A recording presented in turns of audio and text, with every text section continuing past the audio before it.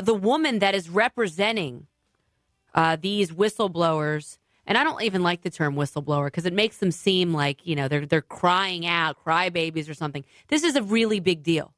This is a huge deal. And the woman who's representing them, Victoria Toensin, she's a founding partner of the Washington, D.C. law firm DeGeneva and Toensin. You are breaking this story that your clients are State Department officials. They have stories to tell.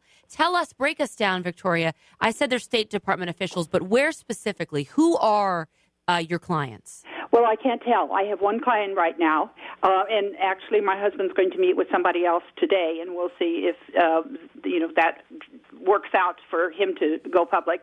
Also, we're doing it pro bono because we truly believe the truth should come out, and I had heard about all of these threats about people about a month ago and offered to represent one, and so I got a call from the ISA committee. Let me just tell you what's happening. The State Department is playing games with their words, Andrea, to say, well, we don't know of any employee who's come forward and wants counsel. No, you don't send employees in there as a lawyer. I do not send someone in and say, go into the lion's den and tell them that you want a lawyer. The State Department is supposed to send to Darrell Issa, the chairman, the process for which I can be cleared and then be with my client. Mm-hmm. And they're not doing that. 2 weeks. 2 weeks.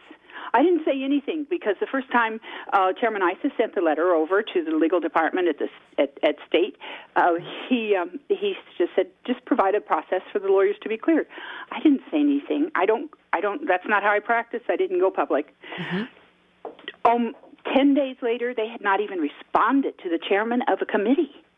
I mean, I was Deputy Assistant Attorney General. I would not have done that when I was in the Justice Department. So then Chairman Issa sent a letter to Secretary Kerry. Nothing.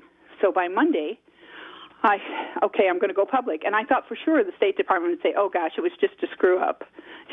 You're a media consultant. Mm-hmm. Wouldn't you have just told them to say that? Oh, it's a screw-up. Here it is. Paperwork. The dog ate the paperwork. Right. Yeah, dumb lawyer, just shut up. You could have gotten it, No, they say, well, we don't know anything about this. We have nothing. Even though they had 2 letters, they start saying, I don't know nothing. And so the president then says he doesn't know anything. But did you notice the word, you're a word person, notion?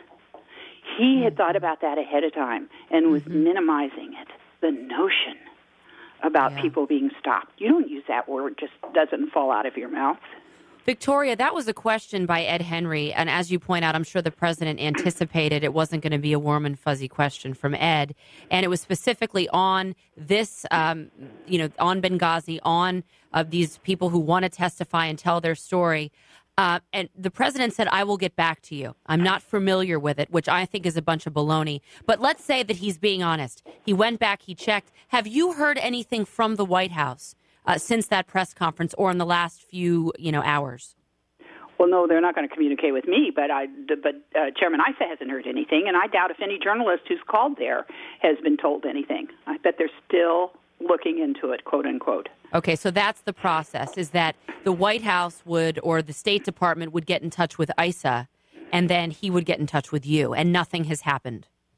I know, and I've been promised to be told right away so that I'm not still complaining about it, if it's cured. But Andrea, what they are doing is against the law. It violates both a civil statute that says all federal employees have a right to give information to Congress, and that right should not be denied or interfered with in any way. Mm-hmm. That's the civil statute.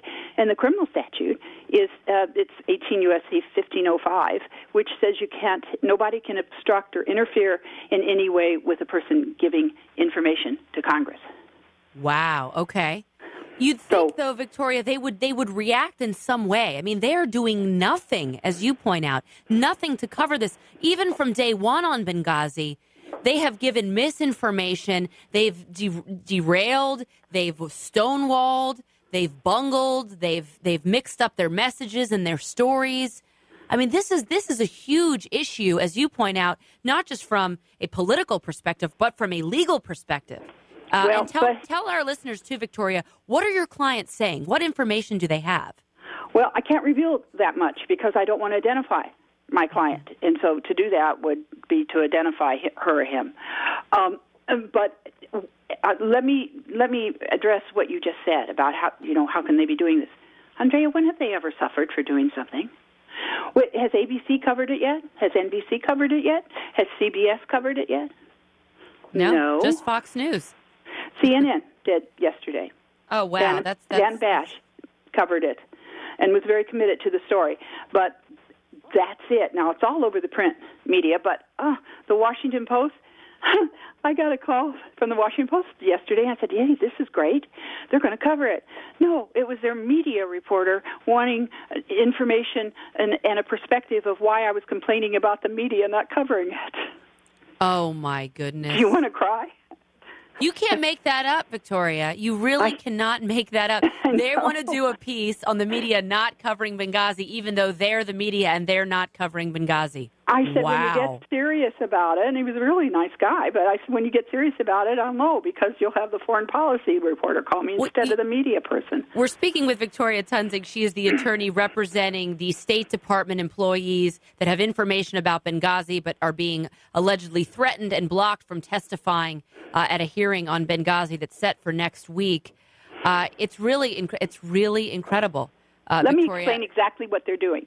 See, Okay. I can represent my client, and I have talked to her or him, and I have information. But when we reach a certain point, my client says, oh, this is really important, but I learned it in a classified briefing, but I can't tell you about it. So what they're doing is they're minimizing what can be told to members of Congress. And by not clearing me to do it or telling my client that she or he can do it, it's a threat back there against my client to say, if you go up there without permission, you're going to be violating the law. And you said on Fox News, I heard you with Martha McCallum, you said that they're not threatening them and that I'm going to kill you, but they're basically saying your job is on the line. Yeah, it's the monetary guillotine, not the cut-off-the-head guillotine. But can't they just subpoena your client? Can't ISA just subpoena them to come testify? Or is there some kind of violation if they reveal their identity? Or they don't want to reveal? Well, but I don't want my client doesn't need to be subpoenaed. I don't want my client subpoenaed. I want my client to have legal counsel. Even if she or he were subpoenaed, how do I get to prepare my client for testimony? Mm-hmm. If I can't know everything, I mean, just say you're charged with a crime, and then somebody says, "Well, your client you can only tell your lawyer half of what you know."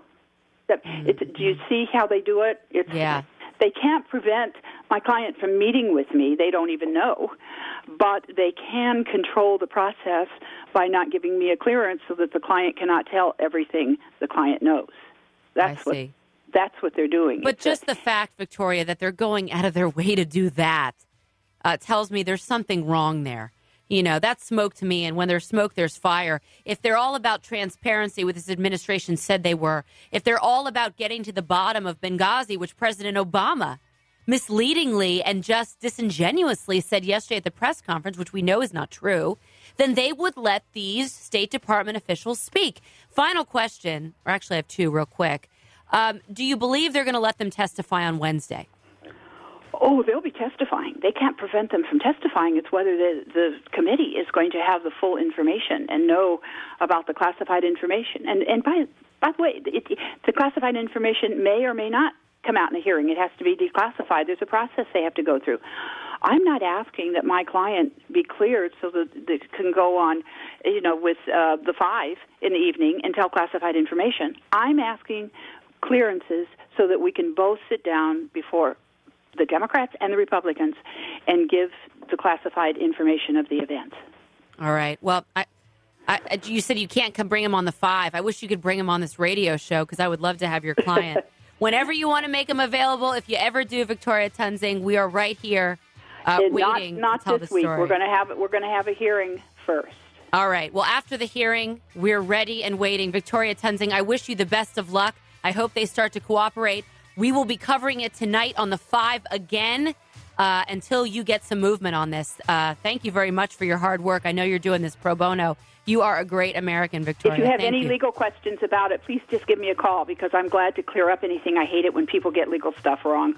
I sure will. I will take you up on that, especially Bob Beckel. If he gets it wrong, you call me too. Thank God Beckel wasn't there yesterday. Ron Williams was better. Yeah, he'll be back today. Thanks, Victoria. We'll talk to you soon. Bye.